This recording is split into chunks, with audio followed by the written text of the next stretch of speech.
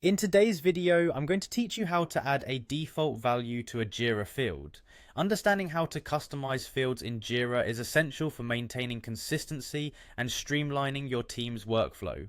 By setting default values, you can ensure that certain fields in your tasks or issues are pre-filled, reducing repetitive data entry and potential errors. Let's dive right into the process. First, you'll want to navigate to your Jira settings. You can find this by heading to the top right corner of your Jira interface. Once there, click on the option labeled Issues. This is your gateway to accessing all the specific configurations related to how issues are set up and managed in Jira. Next, under the Fields section, you'll see an option for custom fields. Go ahead and click on that. This is where you can view all the fields that have been tailored for use within your Jira environment. It's these fields that we'll be working with today to set up a default value. Now scan through your list to find the specific custom field you wish to configure. Once you've located the field, look over to the right hand side of the screen. You'll see a set of 3 dots next to each field. This is a menu for additional options. Click on these 3 dots to proceed. Upon clicking the dots, select Configure from the drop down that appears. Configuring the field is the part where we can adjust the settings to incorporate default values and context, ensuring it fits the specific needs of your project.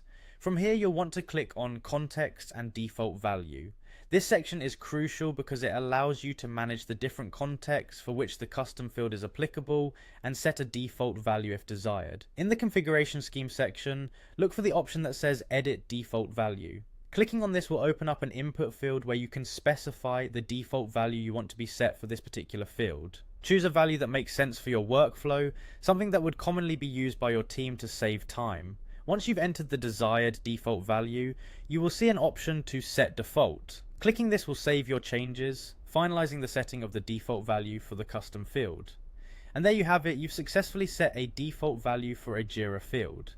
This small tweak can significantly enhance the efficiency of your project management process, reducing the likelihood of errors and ensuring that everyone on your team is on the same page from the get-go. Feel free to experiment with different default values as needed, and adjust them according to the workflow changes over time. Thanks for watching, and let's keep optimizing how we work one step at a time.